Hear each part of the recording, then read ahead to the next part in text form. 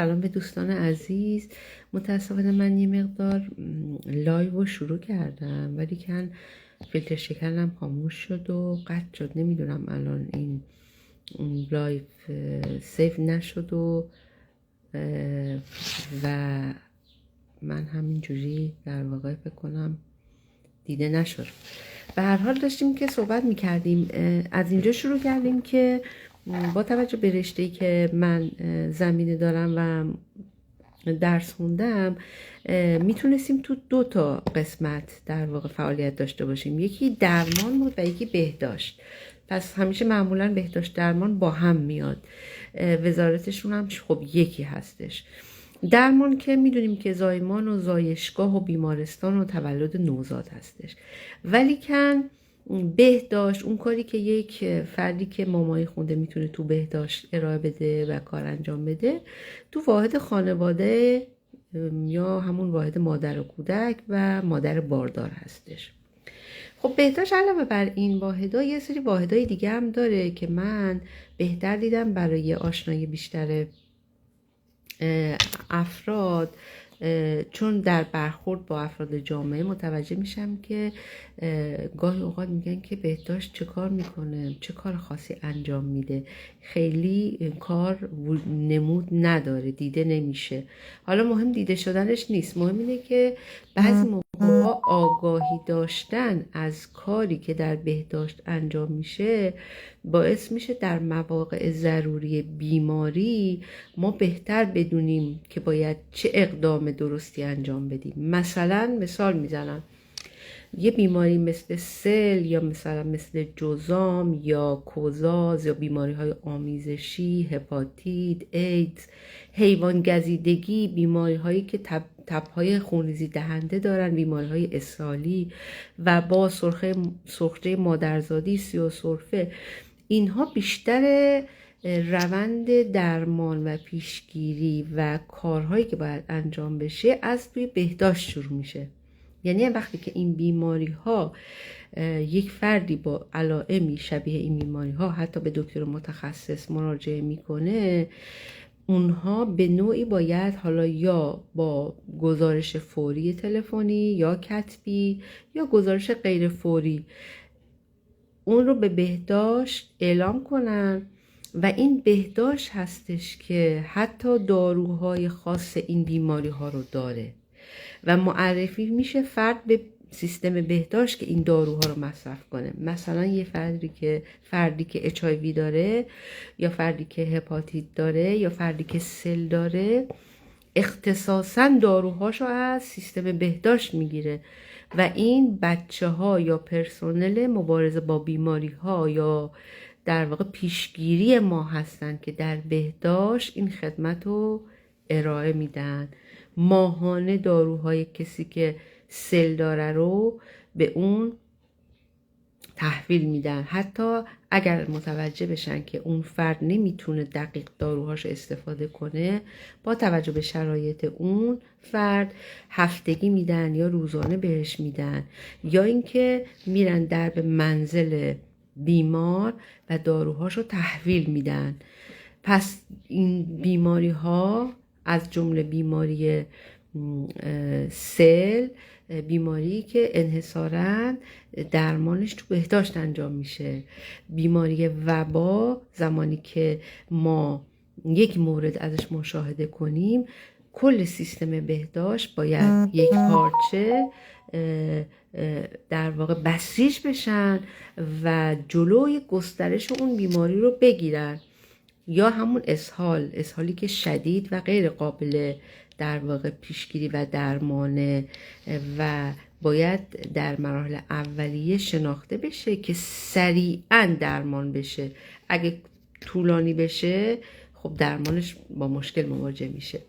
یا فلج اطفال، همون که واکسنش وجود داره، ما برای بچه ها واکسنش رو میزنیم، یا سرخجه ها، دیفتری، نمیدونم سیاه‌سرفه، مالاریا یه بیماریه که شاید خیلی در واقع باهاش آشنا نباشیم، ولی اینکه آیا وجود داره یا وجود نداره و اینکه آیا احتمال اپیدمیش میره یا نمیره، یا اینکه آندمی هست یعنی که در اون شهر یا در اون استان بیشتر دیده میشه، یا اینکه احتمال داره تعدادش زیاد بشه، رو در واقع این سیستم بهداشته که همیشه و همواره در صدد این هستش که نمونه های لام محیطی بگیره و اونو به آزمایشگاه بفرسته و حواسش باشه که یه وقت این بیماری مالاریا یا بیماری وبا یا بیماری های دیگه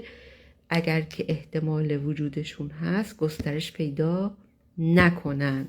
پس بهداشت یک جور پیشگیری و گاهی که نمیشه گفت برای چند تا بیماری اساسی درمان داره که شاید در زمانی که ماها همه در فعالیت روزانه عادی هستیم یا شبها خواب هستیم، این واحدیه که داره فعالیت میکنه و اون فعالیتی که میکنه آبل مرغون داشته باشه، این سریعا گزارش میشه به کی؟ به بهداشت. و این وظیفه بهداشته که میره و بررسی میکنه که نکنه که احتمالاً این سرخچه گسترش پیدا کنه تو اون جمعیت.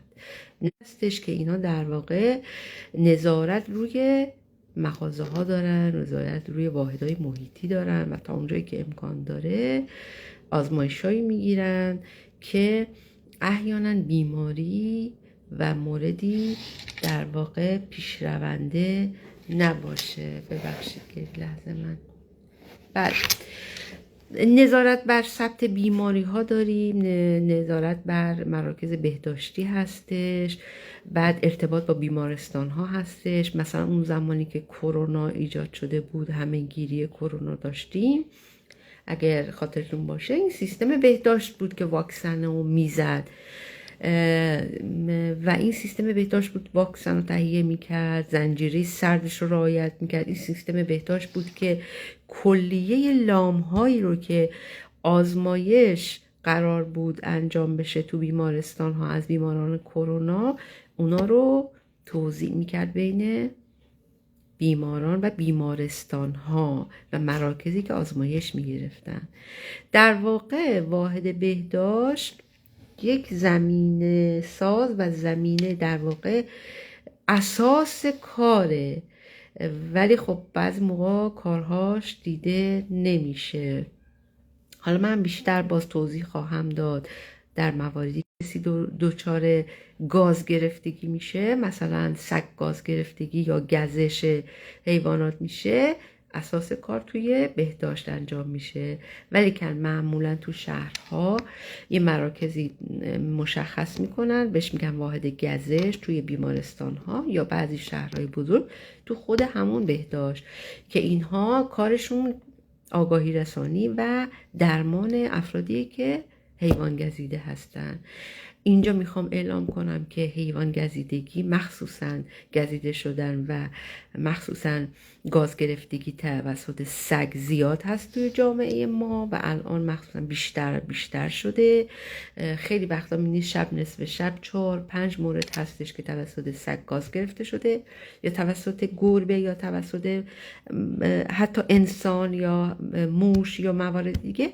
اینها ارجاع پیدا میکنن به واحد بهداشت، یا اینکه اون واحدی که بهداشت قرار داده توی بیمارستان علاوه بر اینکه مراقبت میشن، آگاهی داده میشن، واکسناشون رو میزنن، درمانشون انجام میشه.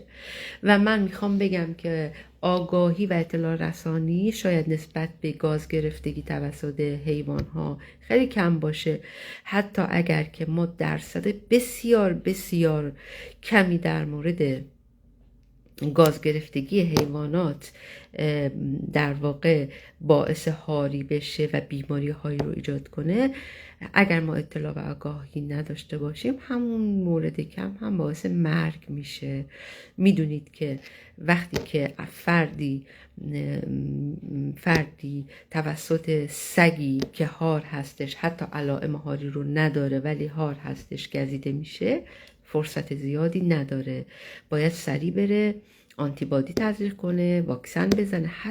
حتی با وجود این اقدامات که باید سریع انجام بشه در 24 ساعت 48 ساعت نهایتاً تا هفته اول، بازم احتمال مرگ وجود داره. چرا؟ چون برای بچه ها مخصوصاً اگر که تو نواحی باشه که به سیستم اعصاب مرکزیشون نزدیکتر باشه، مرگ حتمیه. بنابراین همون موردهایی هم که فکر میکنیم خب نه سگ خونگیه، سگ بیماری نداره، بازم اونا جزو خطر محسوب میشه، حتی گربه خانگی.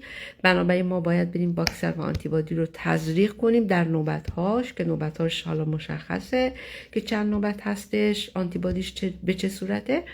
و باید افراد آگاهی داشته باشن که وقتی که سگ گاز گرفتگی ایجاد میشه حتما مراجعه بکنن به مراکز بهداشتی. این یه مورد بود که گفتم اگه یادم اومد خواهم گفت. بله خب رسیدیم به قسمت مامایی، که مامایی در واقع حیطه کاری ما هستش که ما در 2 قسمت در واقع اینو ارائه میدیم تو سیستم بهداشت. یک همون واحد مامایی و مادران هستش که به مادران باردار خدمت رسانی میکنه و کودکان رو حالا واکسین نمیکنه یا اینکه مراقبت میکنه. یه قسمتش که الان من فعلا تو اون قسمت هستم، مربی در واقع بهورزی هستش. بهورزی مکانی هستش که یک حالت آموزشی داره، میشه گفت یه مؤسسه کوچیک آموزشی در دل بهداشت که بهورزان یعنی افرادی رو که در روستاها خدمت رسانی میکنن اونها رو آموزش میده و به مدت حدود 2 تا البته بیشتر تا 3 سال تا کارآموزیاشون تموم بشه طول میکشه. این افراد از روستاهای اطراف شهری که نیازمند به بهورز هستن انتخاب میشن، باید اونجا در واقع ساکن باشن، آموزش داده میشن، شرایط ویژه‌شون بررسی میشه و بعد به عنوان یک نیروی بهداشتی به عنوان بهورز خانه بهداشت و روستا تشریف میبرن توی روستا خدمت رسانی میکنن. من الان به عنوان مربی مامایی این واحد هستم. پس ما یه بخش خدمت رسانی به صورت اقداماتی هستش که خدمات رو ارائه میده و یه بخشی هستش که آموزش چی هستش؟ بهورزان هستش و همچنین آموزش های ماهانه و دوره‌ای که ما تو سیستم بهداشت داریم. من در جلسات بعدی سعی میکنم دیگه در مورد اون اصل کاری که در واقع خودم درش فعالیت دارم صحبت کنم و همچنین برنامه هایی که به روز هستن تو سیستم بهداشت و نیاز به آگاهی رسانی و اطلاع رسانی بیشتر به مردم دارن، اونا رو هر دفعه که میام لایو انشالله اونا رو در موردش صحبت کنیم. حالا این اولین لایویه که من در واقع تونستم ادامش بدم و دقیقه های بیشتری در خدمتون باشم، ولی متاسفانه نمیدونم چجوری باید اینو سیف کنم. فکر کنم باید اول لایومو تموم کنم بعد سیف کنم. آره مثلا اینجا گفته add a turn of request to Google, turn of question، شیر کنم. نمیدونم بالا حالا بعد اینو چیکار، نمیشه شیر کنم. کسی میتونه برام بنویسه الان من چجوری باید این لایو رو سیف کنم که بمونه از کسایی که تشریف دارن، چون این اولین لایو هم هستش. خب اگر من اشکال نداره دیگه، نهایتا سیف نمیشه دیگه. خب من حالا خداحافظی میکنم از شما، ببینم میتونم کاری کنم. خداحافظی کردنم هم باید اند بزنم دیگه ها. عجب حکایتی شد. کسی نیست کمک رسانی نیست در این وادی. ببینم، ببخشید البته، ولی من باید پایان رو بزنم دیگه. من پایان رو end